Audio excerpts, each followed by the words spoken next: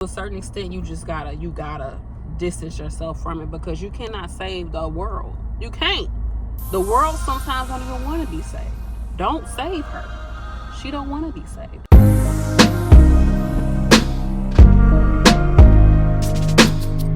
Here are the credentials. I've been a nurse for 11 years. I've been your white woman for 11 years. Anywho, y'all might not know the reference. Y'all might not know. Anywho, I've been a nurse for 11 years. Before that, I was a CNA. Then I became an LPN. Then I became an RN. I worked in nursing homes for about 8 years. And I've been in a hospital setting for the past 3 years. Plus, I've had this YouTube channel where I've learned a lot from my viewers. So I feel like I know I'm qualified to talk about this. So let's get into it. The number one reason is nursing is stressful. I talked about this in quite a few videos, but nursing is stressful. Taking care of another human being is stressful. Dealing with sick people is stressful. Bedside nursing, you're dealing with a lot of different personalities, different backgrounds. People have their own prejudice, like against you or against the system. You are also like the stress of just being around somebody when they're not at their best. When somebody is sick and they're at the point where they need medical attention, you're not going to get the best out of them. Now, of course, not all nursing is bedside nursing. Not all nursing is dealing with sick people. Sometimes you have people who come for elective surgeries. Maybe there's happy medicine. They getting some liposuction, something like that. But just talking about the majority of nurses, which is bedside nursing, it's very stressful. It takes a lot for you to take your time and allocate it towards caring for another human being. This is why parents are oftentimes stressed out. This is why teachers are stressed out. This is why, again, nurses, people who work in healthcare are stressed out, because you're taking care of another human being's needs. And when you're doing it in healthcare, you're taking care of a lot of people's basic needs. Sometimes you're taking care of somebody's need to just drink some water. Drink your water right now. Everybody drink some water. Hydrate. Okay, so that's number one thing. It's stressful. Now, there's a lot of different reasons why it's stressful. One, I told you, any type of caregiver position you're in is going to take a lot from you. Secondly, there's stress when it comes to nursing, because it's not enough nurses. It's not enough CNAs or patient care techs or nursing assistants. There's just not enough people around to help with the needs of our patients, right? And that puts a lot on you. I remember, like, at the job, it'd be times where, like, a patient will need supplies out of the supply room. It used to be you can call maintenance and be like, hey, can you open up the door so we can get into the supply room? We go in there and get the supplies. Or you would call, like, a nurse supervisor, like, hey, I need this, can you bring it to the floor? Like, things like that. But then it got to the point where, no, the nurses had to go find the key somewhere, go get the key, then sign out the stuff, then open up the supply room. Or if you do have to call the maintenance person, you got to wait for them to come, and then you got to do this. And then, oh, what if it's something else you need? You got to go back and pick it up. Or you need an oxygen tank. It used to be the maintenance person will come, bring the oxygen tank down to your patient, change it out, everything, and keep it pushing. Then they was like, oh, we're going to have the nurses do it. So the nurses got to stop what they doing, go get the oxygen tank, because you need this oxygen. Bring it back, do this and the third. Like, it's a lot on nurses. And like I said, when it comes down to it, they're going to add that job to your job. I remember it was a point where they said that, like, working in nursing homes, I worked in nursing homes for a long time. There was times where they would have it where the nurses would have to bust the tables. So especially during COVID, I believe this was going on. They had it where, like, of course, you know, you set up the tables, you get a patient's their food and everything like that, and then you have to then take all of the plates and the silverware and everything off the table, wipe down the table, like all of this extra stuff. Like, I'm supposed to be a nurse. Why am I cleaning off a table? And it was times where we would have, like, they're supposed to have a server come, make the plates for you, hand them out, and then the nursing staff, we hand them out to the patients, because we know everyone's different diets and things like that. It was to the point they wouldn't even bring us a server. So I'm here as a nurse, making plates, giving it to them, making the plates, then go out there and feed the patients. Now, of course, it's still part of my job to feed my patients, make sure they're safe, make sure they eating 2 bites, 2 sips type of deal. But I'm over here, I gotta make the plates too. Like everything, if there's a shortage, it's going to fall on nursing staff, whether it be the nurses or the CNAs or patient care techs. It's going to fall on us because we are there taking care of the patient. We're there right with them. So the stress is visceral. It's palatable. Hey, you can feel it. Dang it, you can feel it. It becomes stressful to do this job. Okay. Again, I told you there's not enough staff. So when you have more and more put on your plate as a nurse, as a care worker, it just becomes a lot. It becomes a lot because then if you don't do the things that are in that chart to do, or you don't chart it, now it's, oh, why didn't she get this? Why didn't this happen? Why didn't you have enough time to do this? Why didn't you call the doctor about this? Why didn't you? It's like I'm supposed to do all of this and then turn around and do this too, and then do this too, and have to be somebody's supervisor. And then you want me to come to this in service about I don't know, something stupid about collecting urine specimens. Oh, you remember we're changing the way we collect urine specimens. We're gonna start putting on here. You gotta put a label on here. So now I gotta take 30 minutes out of my shift to go to an in service. Ma'am, please leave me alone. Please leave me alone. Okay, please. The stress is there. Another reason why people say don't go into nursing. This might be controversial, but healthcare in itself is not really healthcare. There isn't a lot of actually getting people to a state of health. It's keeping people sicker longer. Take it how you want to take it, but in my opinion, healthcare, the American system, is helping people to stay as sick as you want to be. Eat what you want to eat, drink what you want to drink, smoke what you want to smoke, lay on the couch, lay in the bed, don't get up, don't do nothing.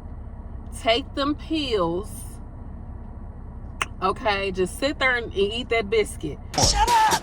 I remember when Mariah told me, I didn't say that. Well, you better put that biscuit in your mouth and quit playing. Okay, just sit there and live your life, and it's okay. Come to us and we'll give you the shot. You know, we'll come to us and we'll give you the surgery. Come to us and we'll give you another pill to take.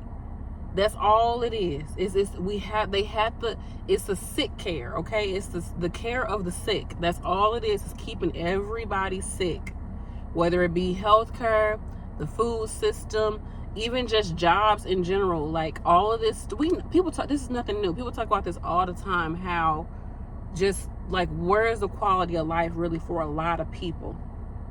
It's not a lot of people do not have quality of life. And you see that in healthcare, and that is depressing. You know, it's you taking care of a patient, and this patient, you know they need this, you know they need that, and they're over there worried about, oh man, I just started this job and I don't want to lose my job, but I know I need to do this. I really can't stay here and do this. Like I can't even afford it. I don't have health care, Like, dang, you gotta sit here and be sick and worried about all this extra stuff. You know, or I had one person, they had to leave and come back because it didn't have childcare. That's okay, I'm gonna have to go ahead and leave because I ain't nobody with my kids right now, or I don't have nobody to be with my kids, and I'll just come back and get this surgery. I'll come back and, you know, I'll see about my chest pain later. What? Or a patient is sitting up in the hospital for 20, 30 days because they're homeless, and we really can't just send them out there to anybody. We got to try to figure out some social service. We got to do something to help these people out. You know, or you have older people who are, they kids is nowhere to be found, which I don't blame sometimes they kids, because sometimes these parents, y'all wasn't taking care of them kids, and so that's why they ain't taking care of y'all. But that's not always the case. I don't want to just say it's always the case, but sometimes it be the case. But anyhow, you got these elderly people who they really cannot go back home in the state that they're in right now. They don't want to go to a nursing home.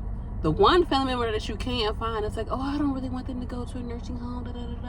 I don't want to. Okay, well, why don't you take them with you? Why don't you inhabit this person? Okay, because they can't be at home. This is their third time this year coming up in here with a fall and a UTI. Like, they can't, ma'am. They got to go in a nursing home if y'all ain't gonna do nothing about it. So you got all these different things that's going on. It's stressful. It's depressing. you sometimes see the same people over and over again. If you're working in nursing homes, that can be taxing on you, okay? The patients are depressed, they sad, especially post-vid, you know, post-penny, like, man, things got real crazy. It was already a mess, but it's even more of a mess post-penny. So all of those things just compound on you. And then sometimes you feel like, am I really helping anybody? Yes, within my shift, I made that person, you know, situation a little bit better. I gave the best care that I could give during that shift. But what about, you know, when I leave, like, or when this patient leaves here, like, what type of life are they going to have now? I got me a newly diabetic patient and they had a toe amputated, or they had this happen to them. And did they really get the education that they needed? Like, do they understand the severity of this diagnosis? Like, are they really going to be okay after this? Like, all of this stuff is going on until it gets to the point where sometimes you just become so numb to it. And I know people don't like to hear, like, oh, you're in healthcare, you can't become numb, like, you're supposed to just be this angel. But after a while, you have to learn to detach from it. You still need to be present enough to be present, and to have compassion, and to have respect for your patients and for what you do, and to have some type of and to see the importance of what you do. But also, to a certain extent, you gotta distance yourself from it, because you cannot save the world. You can't. The world sometimes don't even want to be saved. Don't save her. She don't want to be saved. Okay, so, but sometimes we get that complex and think that this is what we're supposed to do. We go into healthcare because we want to help people, but you don't always feel as if you're able to do that. So those are some of the stressors.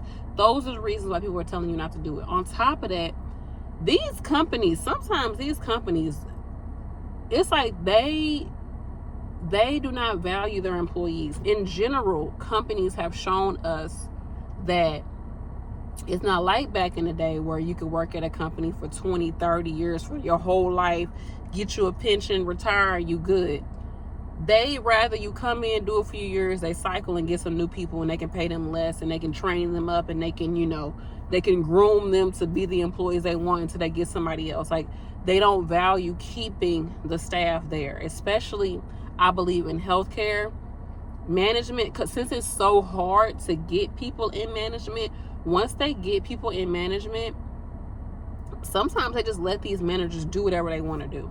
They let them do whatever they want to do, because it already took us forever to even get somebody in this position, because people do not want to work in management. They just don't in healthcare. You don't get a lot of people that want to do it. So once you do get somebody that wants to do it, I do feel like sometimes they just let them do what they want to do, because to a certain extent, I guess to them, nurses and CNAs and patient care techs are a dime a dozen. There's plenty of nurses, we can get them. But then y'all are short-staffed, and instead of working on fixing the top so it trickles down and we can keep our employees, you'll keep the top there because it's so hard to get them, and then you'll overwork the people that's actually there. You'll say, oh yeah, you know, we still haven't had anybody to fill this position, but we'll just go ahead and keep it as it is, and we can just work them. They can have 6 patients max and no tech. They can do this and have this, and they can deal with it. They've been doing it for this long. Why not keep it going? It's okay. So they will work you. They will put more on your plate as a nurse, as a patient care tech, as a CNA. They will put more on you. And they expect for you to give them the same quality of care. And then if you don't, then now you getting thrown under the bus. It happens. Or you'll be good. You'll be that employee that comes to work. You don't call off. You know, maybe you had that one time where you call off, or you had that season in your life where stuff is just not adding up, and, you know, it's not working out for you. And then they be wanting to fire you, or they want to put you on suspension. You be like, dang, like, I've been doing my thug thizzle this whole time, and, like, y'all can't at least give me a little bit of a break. Like, this is not my normal. Like, I'm just going through something right now, or something's going on. They don't care. Sometimes they will, and it's like people talked about this before. They will, what they say, your prize for being a good employee is getting more work on your plate. If you're the good employee that do everything you're supposed to do, and you act competent when you have all this stuff on your back, you still show up and you do what you got to do and you don't complain, what they gonna do? Throw some more work at you. Why not? But then the ones who don't do anything, who do complain, who slack, oh, I can't trust her to do it. What they do when it's a difficult patient and they see you coming around, oh, I gave her to you because I know you're going to give her great care. No, give her to such and such. Let her complain. And then I might get the patient. No, I know you're going to take great care of her. So we only have agency in the building. I really don't want to, I don't know. So I'm going to give you all the hard people because I know you're going to do a great job. You're such a great nurse. Then a mistake happened. You get called in the office. What happened? You weren't able to said that this happened and this happened. No, I'm the best nurse on the unit. Y'all done thrown everything on my dang on. I threw a peanut out there. Don't worry. I ain't littering. Somebody gonna eat it. But they will do that. Let me think of some more stressors. I might do a part 2 or something like that. But these are the reasons why they say don't go into healthcare, y'all. The money can be good. Now, I got plenty of videos encouraging you to do it, but I'm just telling you why some nurses will tell you don't do it. It's a setup. Some people will say it's a straight setup. Don't do it. Get out. I feel like you got to do what you got to do. You got to make it work for you. Make it work for you. It's a lot of options in healthcare as far as your hours, your work environment. I just saw a job where they was looking for a flu nurse. They was paying some good money. I'm like, I might go ahead and apply. I don't know. See what that look like, I might go to see. I might want to pick up a day or two here and there, make some extra money, get outside of bedside nursing for a little bit. If I want to make extra money instead of picking up at my job. So that's that. Let me know what you all think. I want to know what are some reasons why you've been told not to get into healthcare. Why are you telling people not to get into healthcare? Why are you maybe stepping out from healthcare? I want to know. Let the folks in the comments know. And I love y'all. Peace.